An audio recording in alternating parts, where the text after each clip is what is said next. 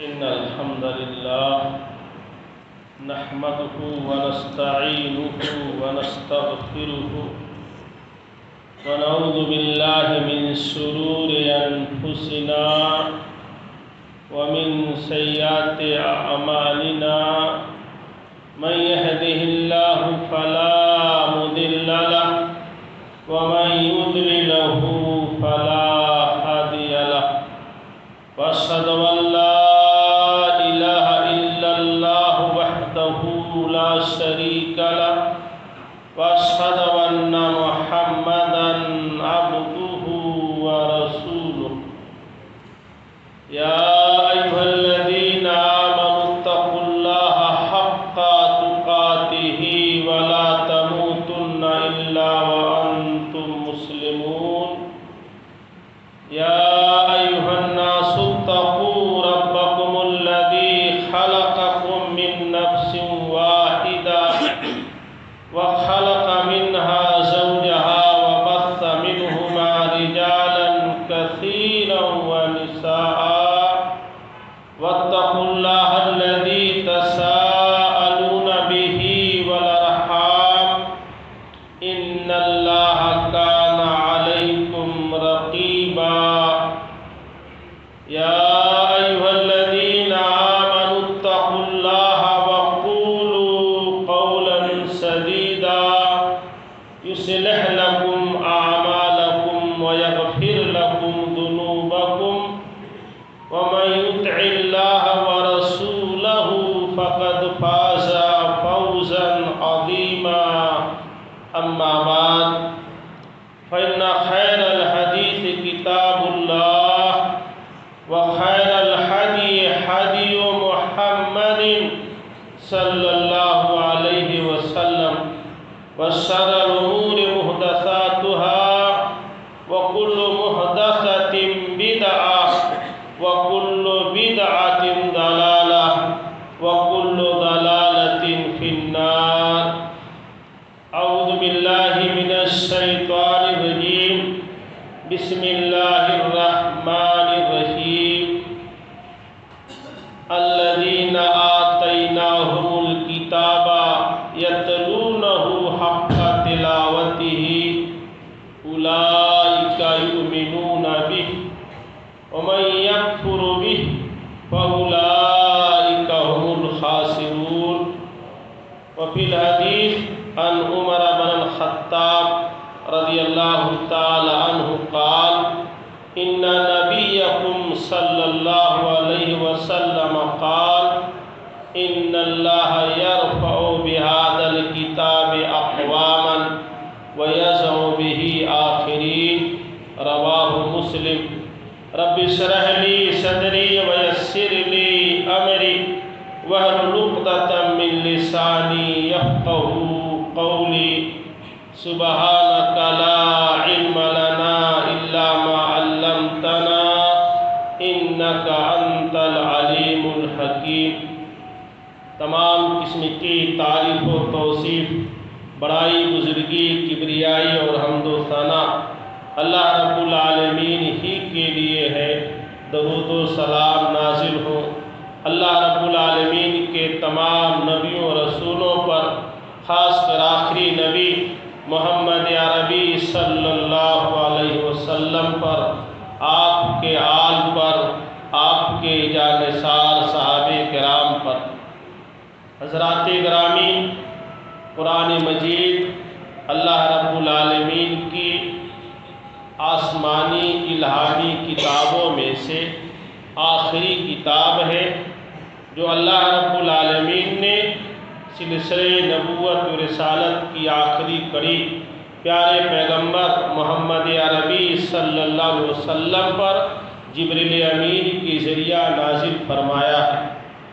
قرآن مجید کی تعریف یا قرآن مجید کا تعارف کسی بھی زبان میں کسی بھی تعبیر سے ممکن نہیں ہے۔ اپنے بلاغت کے اعتبار سے، فصاحت کے اعتبار سے، معنی مفہوم کے اعتبار سے اس زبان میں اس اسلوب سے جس طریقے پر بھی اس کی تعریف کی جائے کما حقہ اس کی تعریف یا تعارف ممکن نہیں۔ قرآن مجید یہ پوری انسانیت کے لیے، بالخصوص کلمہ گو مسلمانوں کے لیے اللہ کی طرف سے ایک کتاب حیات، دستور زندگی ہے۔ اسی لیے قرآن مجید کی مختلف آیتوں میں ذخیرے احادیث کے اندر بھی بار بار قرآن مجید کی تلاوت کی تاکید کی گئی۔ تلاوت کا معنی آپ جانتے ہیں، جو تلا یتلو سے ہے، جس کے معنی بار بار دہرانا، بار بار پڑھنا، تسلسل سے اس سے اپنا ربط اور تعلق پیدا کرنا۔ احادیث میں بھی پیارے پیغمبر محمد عربی صلی اللہ علیہ وسلم نے کئی مقامات پر زور دیا ہے، تاکید کی ہے، حکم دیا ہے کہ قرآن کی تلاوت کی جائے، قرآن کو کثرت سے پڑھا جائے، قرآن سے اپنا شغف اور دلچسپی ہمیشہ برقرار رکھی جائے۔ اللہ رب العالمین نے سورہ بقرہ آیت نمبر 121 کے اندر بیان فرمایا ہے، الذین آتیناہم الکتاب یتلونہ حق تلاوتہ اولئک یؤمنون بہ۔ وہ لوگ جن کو ہم نے کتاب عطا کی ہے، وہ لوگ اس کی تلاوت ویسے ہی کرتے ہیں جیسا کہ اس کی تلاوت کا حق ہے۔ اگر اس طرح سے جیسا اس کا حق ہے اس طرح سے تلاوت کرتے ہیں، اولئک یؤمنون بہ، حقیقت میں یہی لوگ اس کتاب پر ایمان رکھنے والے۔ اگر ہم قرآن کی تلاوت کو جیسا کہ کرنا چاہیے ہم نہیں کرتے ہیں تو اللہ کی اس فرمان کے مطابق ہم گویا اس کتاب پر ایمان نہیں رکھتے۔ اللہ کہہ رہا ہے جیسے تلاوت کا حق ہے ویسے اس کی تلاوت کی جائے، در حقیقت یہی اس کتاب پر ایمان لانا ہے۔ وَمَن یکفر بہ، اور جو آدمی تلاوت سے انکار کرے یا کما حق اس کتاب کی تلاوت نہ کرے، اللہ نے بیان کیا اولئک هم الخاسرون، حقیقت میں یہی خسارہ اٹھانے والے، یہی نقصان اٹھانے والے۔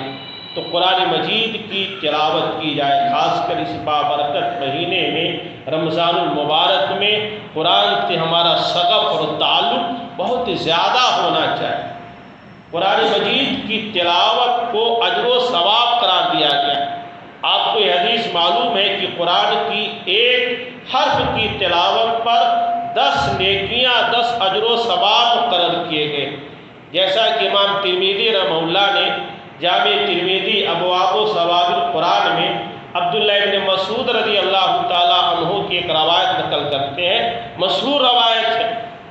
عبداللہ ابن مسعود رضی اللہ تعالیٰ عنہ کہتے ہیں، قال رسول اللہ صلی اللہ علیہ وسلم، اللہ کے رسول صلی اللہ علیہ وسلم نے بیان فرمایا، من قرأ حرفا من کتاب اللہ، جس نے اللہ کی کتاب سے ایک حرف پڑھا، جس نے اللہ کی کتاب سے ایک حرف پڑھا، فَلَهُ حَسَنَةٌ، اس کے لیے ایک نیکی ہے، وَالْحَسَنَةُ بِعَشْرِ أَمْثَالِهَا، اور ایک نیکی 10 نیکیوں کے برابر ہے۔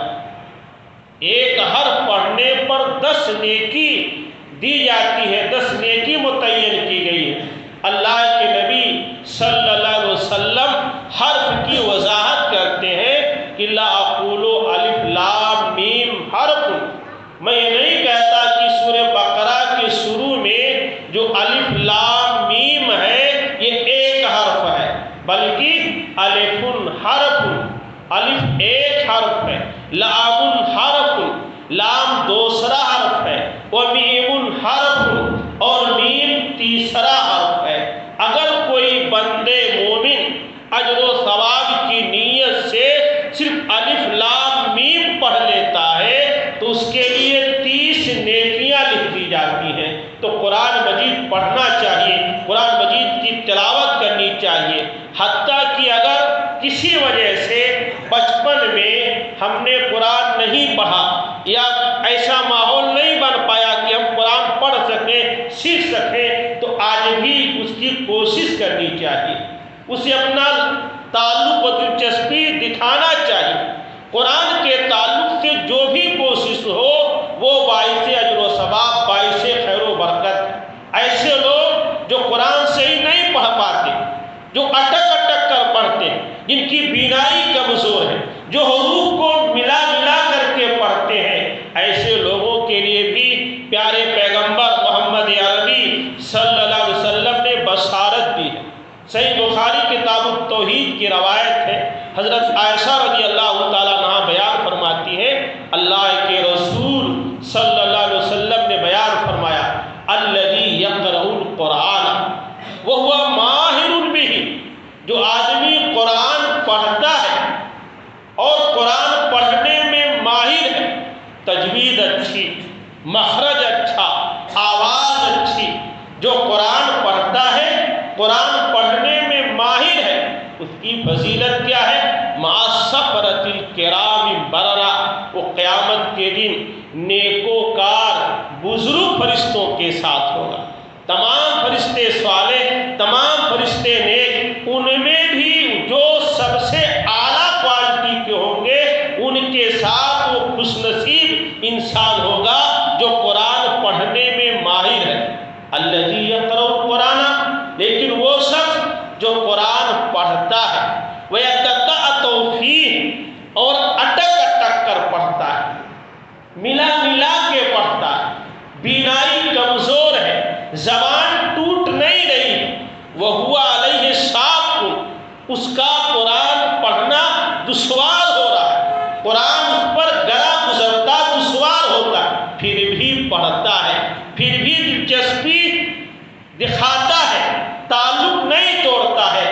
پیارے پیغمبر بیان فرماتے ہیں، لہو اجران، ایسے آدمی کے لیے دوہرانے کی ڈبل اجر ہے، ایک تو قرآن سے شغف اور تعلق کا، اور ایک یہ ہے کہ قرآن پڑھنے میں جو محنت مشقت کر رہا ہے اس کے لیے۔ تو بہرحال قرآن پڑھا جائے، قرآن پڑھنے کی کوشش کی جائے، قرآن سے اپنا شغف اور دلچسپی دکھائی جائے۔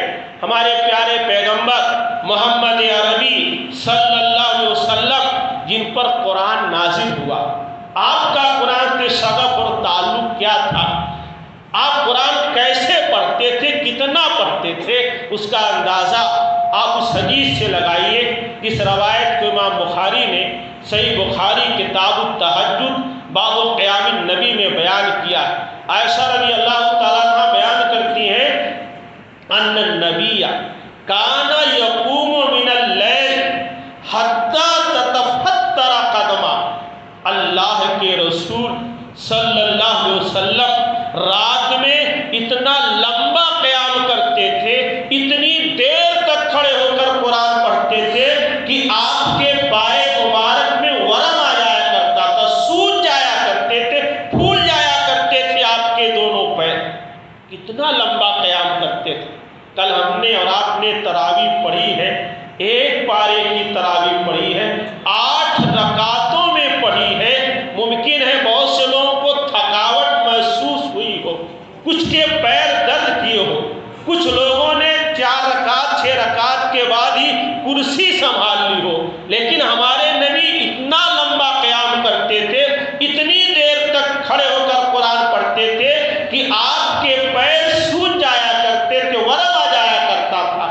اما عائشہ رضی اللہ تعالیٰ عنہا کہتی ہے کہ کبھی کبھار میں کہتی، لما تصنع ھذا یا رسول اللہ قد غفر اللہ ما تقدم من ذنبک وما تأخر، اے اللہ کے رسول، جب اللہ تعالیٰ نے آپ کے پہلے اور بعد کے گناہ کو معاف فرما دیا ہے تو آپ اتنی مشقت کیوں اٹھاتے ہیں، اتنی دیر تک کھڑے ہو کر آپ قرآن کیوں پڑھتے ہیں، یہ زحمت کیوں اٹھاتے ہیں؟ اللہ کے نبی کا جواب سنیے۔ اللہ کے نبی فرماتے، اے عائشہ، افلا احب ان اکون عبدا شکورا، کیا میں اللہ کا شکر گزار بندہ نہ بنوں؟ یہ اللہ کی شکر گزاری میں ہو رہا ہے۔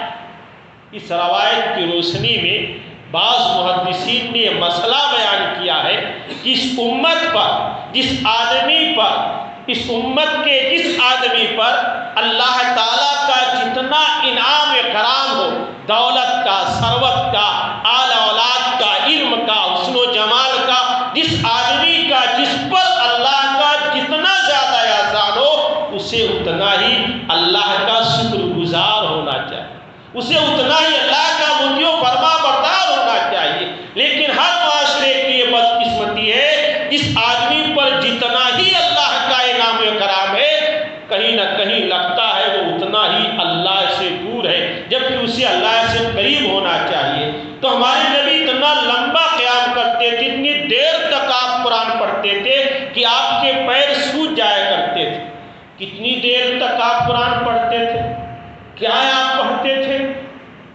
صحیح مسلم کتاب البر والصلاۃ کی روایت ہے، حدیث کے راوی حضرت حذیفہ بن یمان رضی اللہ تعالیٰ عنہ۔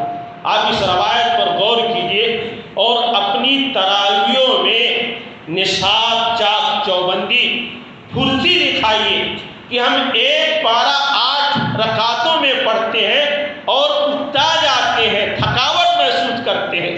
اللہ کے نبی ایک رکعت میں کتنا پڑھتے تھے؟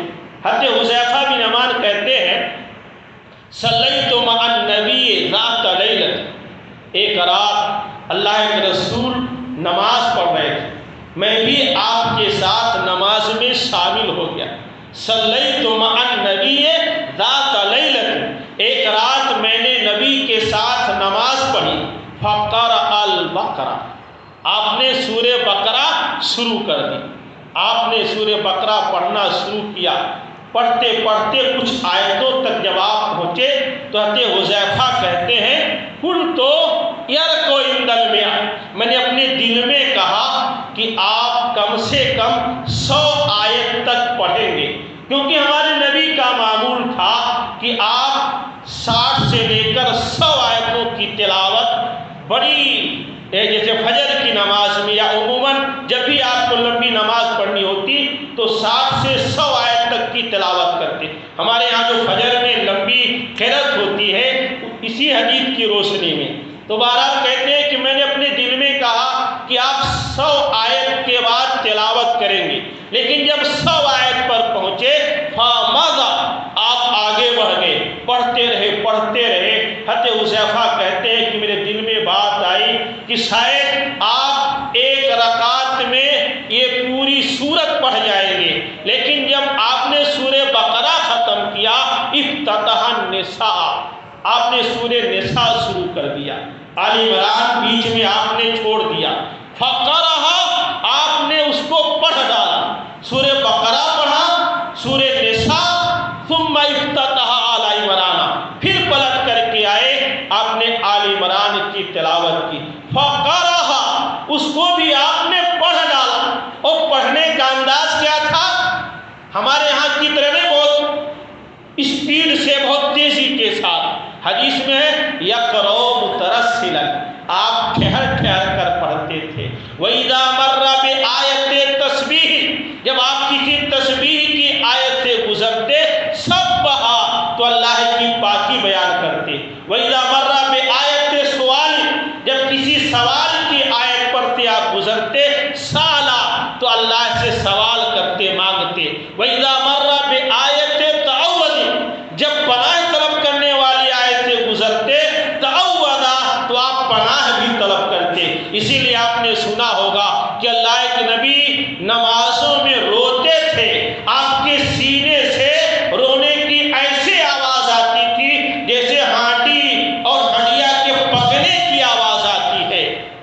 اللہ کے نبی کے پڑھنے کا ایک انداز تھا، ایک رکعت میں آپ نے سورہ بقرہ، سورہ آل عمران، سورہ نساء کی تلاوت کی۔ میرے بھائیوں، مصحف اٹھا کر کے، قرآن اٹھا کر کے دیکھ لیجئے، یہ تینوں صورتیں تقریباً 5.25 پاروں پر مشتمل ہیں۔ 5 پاروں سے زیادہ ہے یہ، 5.25 پاروں کی تلاوت ہمارے پیارے پیغمبر ایک ہی رکعت میں کر لیتے تھے۔ اب ظاہر سی بات ہے، ایک رکعت میں جو شخص 5 پاروں کی تلاوت کرے گا اس کا پیر سوج نہیں جائے گا، ورم نہیں آیا جائے گا، پھول نہیں جائے گا، تب کیا ہوگا؟ یہ پیارے پیغمبر کی دلچسپی اور آپ کا تعلق قرآن سے ہمیں بھی اپنے ایمان کا کا ثبوت دینا چاہیے، ہمیں تراویح پڑھتے وقت گھڑی پر نظر نہیں رکھنی چاہیے، ہمیں کوشش کرنی چاہیے کہ ہم قرآن سے جڑے رہیں، ان آیتوں سے اپنا تعلق جوڑے رہیں جو آیتیں تراویح میں پڑھی جاتی ہیں۔ تو یہ اللہ کے نبی کا تعلق تھا قرآن سے، اور قرآن صرف پڑھنے کے لیے، تلاوت کرنے کے لیے نہیں، بلکہ قرآن کے نزول کا بنیادی مقصد جو ہے وہ ہے قرآن میں غور کرنا، قرآن میں تدبر کرنا، قرآن کے معنی مفہوم کو سمجھ کر کے اپنی زندگی میں اس کو نافذ کرنا۔ اللہ تعالیٰ نے سورہ صاد آیت نمبر 29 میں بیان کیا ہے کہ کتاب انزلناہ الیک مبارک لیدبروا آیاتہ ولتذکر اولو الالباب، ہم نے اس بابرکت کتاب کو نازل کیا ہے تاکہ اس کی آیتوں میں غور کریں اور عقل والے، شعور والے، ہوش مند لوگ، دماغ والے اس سے نصیحت حاصل کریں۔ جو لوگ نصیحت حاصل نہیں کرتے ہیں، جو لوگ قرآن پر عمل نہیں کرتے ہیں، وہ قرآن کی نظر میں، اللہ کی نظر میں بے شعور لوگ ہیں، بیوقوف لوگ ہیں۔ بلکہ عقل مندی یہ ہے کہ قرآن پر غور کیا جائے، قرآن پر تدبر کیا جائے۔ بلکہ ایسے لوگ جو قرآن پر تدبر نہیں کرتے، قرآن کا معنی مفہوم نہیں سمجھتے، قرآن کا ترجمہ ٹرانسلیشن نہیں پڑھتے، ایسے لوگوں کے بارے میں قرآن نے کہا ہے کہ ایسے لوگوں کے دلوں پر تالے لگے ہوئے۔ اللہ تعالیٰ نے سورہ محمد آیت نمبر 24 میں بیان کیا ہے افلا تدبرون القرآن ام علی قلوب اقفالها، یہ قرآن پر تدبر کیوں نہیں کرتے، یہ قرآن پر غور کیوں نہیں کرتے، کیا ان کے دلوں پر تالے لگے ہیں؟ تو میرے بھائیوں، یہ تدبر، یہ غور و فکر، یہ بھی قرآن کے نزول کے مقاصد میں سے ایک اہم مقصد ہے۔ اس بابرکت مہینے میں صرف ہم تلاوت پر اکتفا نہ کریں، بلکہ اس کے معنی مفہوم پر بھی غور کریں، اس کی تفسیر پڑھیں، اس کا ترجمہ پڑھیں، ایک ہی صورت پڑھیں۔ حضرت عمر بن خطاب جیسے لوگوں کے بارے میں آتا ہے کہ 10 آیتوں کو کئی مہینہ تک پڑھتے رہے، غور کرتے ہیں۔ سلف کا یہ طریقہ تھا کہ ایک آیت پر، بلکہ علامہ ابن تیمیہ رحمہ اللہ وغیرہ کے بارے میں آتا ہے کہ ایک آیت کی تفسیر میں 100 تفسیریں پڑھتے تھے کہ اس ایک آیت کا مفہوم کیا ہے۔ تو ہم تھوڑا سا لے کر اس پر غور کریں، پھر آگے بڑھیں، لیکن غور کریں، ورنہ قرآن کی روشنی میں گویا ہمارے دلوں پر تالے لگ گئے۔ اور ایسا بھی نہیں ہے کہ قرآن بہت مشکل ہے۔ خود صاحب قرآن، عربی کی ایک کہاوت ہے، ایک مقولہ ہے کہ صاحب البیت ادری بما فیہ، گھر والا گھر کے بارے میں زیادہ جانتا ہے۔ صاحب قرآن کا نازل کرنے والا خود اعلان کر رہا ہے کہ ہم نے قرآن کو آسان بنایا ہے، ہم نے قرآن کو آسان بنایا ہے، پھر ہم اس کو مشکل کیوں سمجھیں؟ اللہ تعالیٰ نے سورہ قمر میں ایک ہی سورت کے اندر تقریباً 4 جگہوں پر آیت نمبر 17، 22، 32، 40 4 آیتوں میں بیان کیا ہے کہ وَلَقَدْ يَسَّرْنَا الْقُرْآنَ لِلذِّكْرِ، ہم نے قرآن کو آسان بنایا ہے نصیحت کے لیے۔ فَهَلْ مِن مُدَّكِرٍ، تو کیا تم میں کوئی ہے نصیحت حاصل کرنے والا؟ قرآن چیخ کر کہہ رہا ہے، اللہ بیان فرما رہا ہے کہ ہم نے قرآن کو آسان بنایا ہے، ہم نے قرآن کو آسان بنایا ہے۔ یہ تو بعض شکم پرور مولویوں نے کئی علوم کو لاگو کر دیا کہ قرآن سمجھنے کے لیے 14 علوم چاہیے، 17 علوم چاہیے، 20 علوم چاہیے۔ ایسی کوئی شرط نہیں ہے، آپ قرآن اٹھائیں، کوشش کریں، ہر زبان میں اس کا ترجمہ موجود ہے۔ اب تو ایسے ایپ آ گئے ہیں کہ آپ اس کے ذریعے آپ قرآن سمجھ سکتے ہیں، بہت اچھی طرح سے نہیں لیکن سمجھ سکتے ہیں۔ بہت اچھی طرح سمجھنا ہو کسی عالم سے رہنمائی لے لیجیے، کسی عالم سے تھوڑا سا سمجھ لیجیے، لیکن سمجھیے، کوشش کیجیے، کیونکہ قرآن کے نزول کا بنیادی مقصد یہی ہے۔ جب ہم قرآن سمجھیں گے تب ہماری زندگی میں بدلاؤ آئے گا۔ خالی یعلمون تعلمون سے اجر و ثواب مل جائے گا، تلاوت سے اجر و ثواب مل جائے گا۔ اور غالباً تلاوت کی جو بار بار تاکید کی گئی ہے اسی لیے تاکہ ہم قرآن کے اصل مقصد تک پہنچے، ہم تدبر کریں، غور کریں۔ خود پیارے پیغمبر محمد عربی صلی اللہ علیہ وسلم جو بھی بتایا گیا کہ آپ کی دیر تک قرآن پڑھتے تھے تو صرف پڑھتے نہیں تھے، آپ غور کرتے تھے، تدبر کرتے تھے، اور بسا اوقات اس کا اظہار آپ کی زندگی پر ہوتا بھی تھا۔ ایک مثال میں جو آپ کو صحیح بخاری کتاب التفسیر باب التفسیر سورۃ النساء میں عبداللہ بن مسعود رضی اللہ تعالیٰ عنہ کی ایک مشہور روایت ہے۔ عبداللہ بن مسعود رضی اللہ تعالیٰ عنہ کہتے ہیں قال لی رسول اللہ، ایک مرتبہ اللہ کے رسول نے مجھ سے فرمایا اقرأ علی القرآن، اے عبداللہ مجھ پر قرآن پڑھو، مجھے قرآن پڑھ کر سناؤ۔ اقرأ علی القرآن، مجھ پر قرآن پڑھو۔ عبداللہ ابن مسعود رضی اللہ تعالیٰ عنہ نے تعجب سے کہا اقرأ علیک و علیک انزل، اے اللہ کے رسول میں آپ پر قرآن پڑھوں، میں آپ کو قرآن سناؤں؟ قرآن تو آپ پر نازل کیا جا رہا ہے، جبریل امین آپ پر قرآن نازل کرتے ہیں، میں آپ کو قرآن سناؤں؟ اللہ کے رسول نے فرمایا انی احب ان اسمعہ من غیری، میں چاہتا ہوں کہ دوسروں سے قرآن سنوں، اس لیے دوسروں سے قرآن سننا بھی مستحب ہے، یہ بھی نبی کی سنت۔ بہرحال عبداللہ بن مسعود کہتے ہیں کہ جب نبی نے فرمایا کہ میں دوسروں سے قرآن سننا چاہتا ہوں فقرأت علیہ سورۃ النساء، تو میں نے سورہ نساء کی تلاوت شروع کر دی۔ پڑھتے پڑھتے پڑھتے 40 آیت پڑھ چکا، حتی جئت الی ہذہ الآیہ، یہاں تک کہ جب 41ویں آیت پر پہنچا، 41ویں آیت کیا ہے؟ فَكَيْفَ إِذَا جِئْنَا مِنْ كُلِّ أُمَّةٍ بِشَهِيدٍ وَجِئْنَا بِكَ عَلَىٰ هَؤُلَاءِ شَهِيدًا۔ اس آیت کا مفہوم ہے اے نبی اس وقت کیا ہوگا جب ہر امت میں ہمیں گواہ کھڑا کریں گے، اور اس امت پر امت محمدیہ پر ہم آپ کو گواہ کھڑا کریں گے۔ پیارے پیغمبر نے جب اس آیت کے مفہوم کو سمجھا کہ کل قیامت کے دن میدان محشر میں اللہ تعالیٰ اس امت کی بدعملیوں کے بارے میں، اس امت کی بے رحمی کے بارے میں، اس امت کی دین بیزاری کے بارے میں مجھے گواہ کھڑا کرے گا، مجھے جواب دینا ہوگا۔ کہتے امسک یا ابن مسعود، بس بس اے عبداللہ ابن مسعود۔ بعض روایتوں میں ہے کہا کہ اے عبداللہ مسعود رک جاؤ رک جاؤ۔ عبداللہ ابن مسعود کہتے ہیں فالتفت الیہ، میں نے نگاہ اٹھا کر کے اللہ کے نبی کی طرف دیکھا، فاذا عیناہ تذرفان، آپ کی دونوں آنکھیں بہہ رہی تھیں، آپ رو رہے تھے، یہ سوچ کر کے کہ کل قیامت کے دن اللہ تعالیٰ اس امت کے بارے میں مجھے گواہ کھڑا کرے گا، گواہ بنائے گا۔ تو جب قرآن ہم سمجھیں گے تو اس کا اثر ہماری زندگی پر ہوگا۔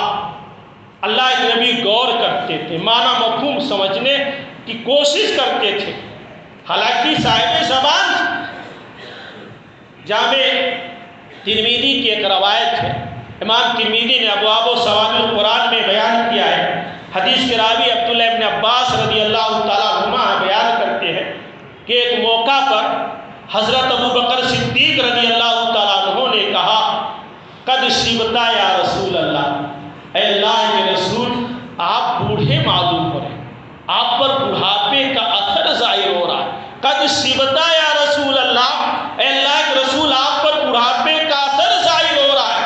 اللہ کے نبی نے یہ نہیں کہا کہ واقعی عمر زیادہ ہو گئی ہے، مسلمانوں کے حالات خراب ہیں، ہمیشہ مدینہ پر دشمنوں کا خطرہ لگا رہتا ہے، ایسی کوئی چیز نہیں بیان کی، بلکہ کیا بیان کی جانتے ہیں؟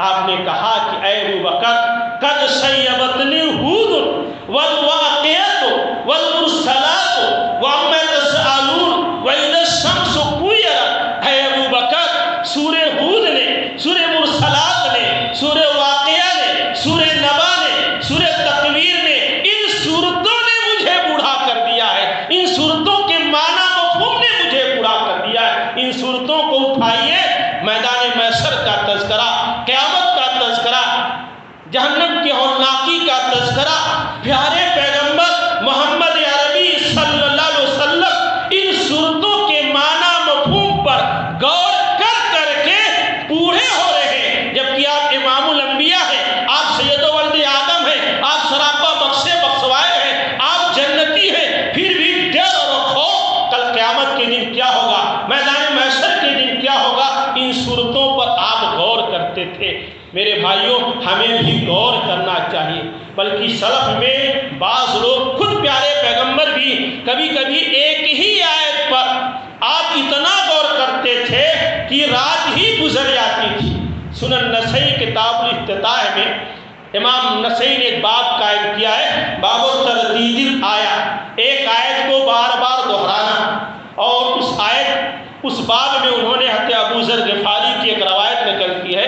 حضرت ابو ذر کہتے ہیں قام النبی، ایک رات اللہ کے نبی نے قیام کیا، حتی اصبح بآیت، یہاں تک کہ ایک ہی آیت پر آپ نے صبح کر دی۔ وہ آیت کیا ہے؟ سورہ مائدہ کی 118 نمبر کی آیت، جہاں پوری تفصیل موجود ہے کہ کل قیامت کے دن اللہ تعالیٰ حضرت عیسیٰ علیہ السلام سے کہے گا کہ اے عیسیٰ، کیا تم نے لوگوں کو یہ حکم دیا تھا کہ میری اور میری ماں کو معبود بنا لینا اللہ کو چھوڑ کر کے؟ تو حضرت عیسیٰ کہیں گے کہ الہ العالمین، ایسی کوئی بات نہیں ہے، تو جانتا ہے جب تک میں دنیا میں تھا تیری عبادت بندگی کا حکم دیتا تھا، میرے وفات پا جانے کے بعد لوگوں نے کیا کیا مجھے پتا نہیں۔ پورا ایک رکوع ہے، وہیں پر حضرت عیسیٰ کہیں گے وَإِن تُعَذِّبْهُمْ فَإِنَّهُمْ عِبَادُكَ، اے اللہ اگر تو ان کو عذاب دے تو یہ تیرے بندے ہیں، وَإِن تَغْفِرْ لَهُمْ، اگر تو ان کو معاف کر دے فَإِنَّكَ أَنْتَ الْعَزِيزُ الْحَكِيمُ۔ اس آیت پر غور کر کے نبی رات بھر اسی آیت کو دہراتے رہے کہ ایسا نہ ہو میری امت یہ بھی میری پوجا پاٹ کرنے لگے، مجھے بھی الہ معبود بنا لے۔ اور آپ نے پورا جتن کیا تھا، قبر کو بارے میں آپ نے حکم دیا کہ میری قبر کو عیدگاہ نہ بنائی جائے، مجھے عیسیٰ کی طرح پڑھایا چڑھایا نہ جائے، میرے بارے میں مبالغہ نہ کیا جائے، ساری چیزوں پر آپ نے سختی کی تھی۔ لیکن اس آیت پر آپ غور کر کے رو رہے تھے کہ کہیں ایسا نہ ہو میری امت بھی ایسے کرنے لگے اور کل قیامت کے دن اللہ تعالیٰ کے ہاں ہمیں جواب دینا پڑے۔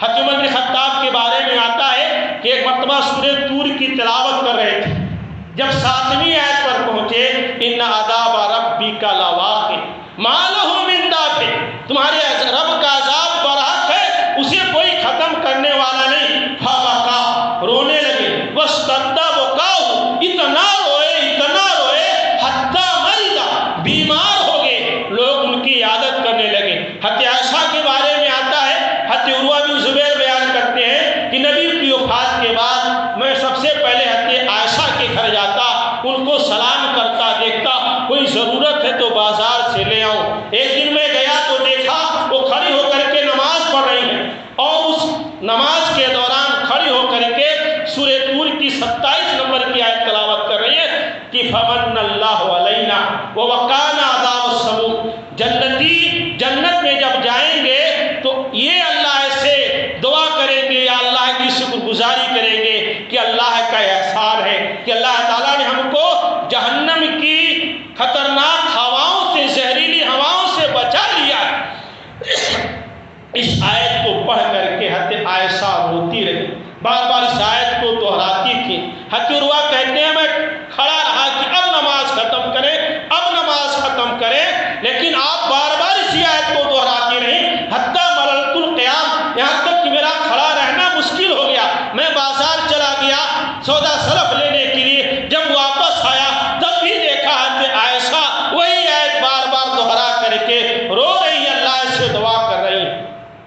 جنگ موتا کے موقع پر اللہ کے نبی نے 3 صحابہ کرام کو سپہ سالار بنا کر کے بھیجا، اس میں سے ایک صحابی عبداللہ بن رواحہ رضی اللہ تعالیٰ عنہ ہے۔ جب وہ روانہ ہونے لگے تو رونے لگے، لوگوں نے کہا کیوں رو رہے ہو؟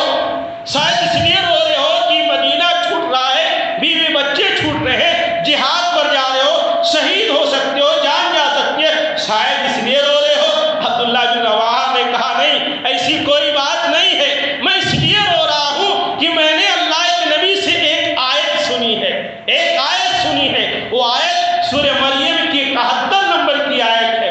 آیت کیا ہے؟ وَإِن مِّنكُمْ إِلَّا وَارِدُهَا كَانَ عَلَىٰ رَبِّكَ حَتْمًا مَّقْضِيًّا، تمہارے رب کا یہ فیصلہ ہے کہ جہنم کے پل سے ہر آدمی کو گزرنا ہے، ہر شخص کو گزرنا ہے، یہ تمہارے رب کا فیصلہ ہے۔ میں نہیں جانتا کہ میں اس پل سے گزر پاؤں گا یا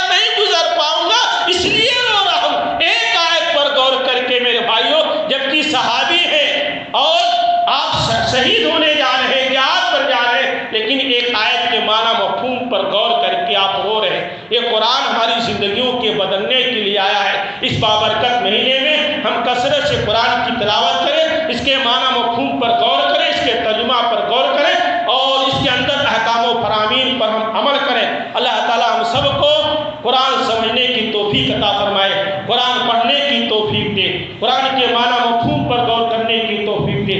الہ العالمین ہم سب کو قرآن کا قاری بنا دے، قرآن کا سمجھنے والا بنا دے۔ الہ العالمین ہم تمام لوگوں کو دین و شریعت کا سمجھنے والا بنا دے۔ الہ العالمین ہم تمام لوگوں کو ہر قسم کے عمل صالح کی توفیق دے، ہر قسم کے شر و گناہ سے ہم سب کو محفوظ رکھ، جب تک دنیا میں زندہ رکھ ایمان اسلام پر زندہ رکھ، جب ہمارا خاتمہ ہو تو ایمان اسلام پر ہو۔ آمین۔ بارک اللہ لنا ولکم فی القرآن العظیم ونفعنا وإیاکم بالآیات والذکر الحکیم، انہ تعالی جواد کریم ملک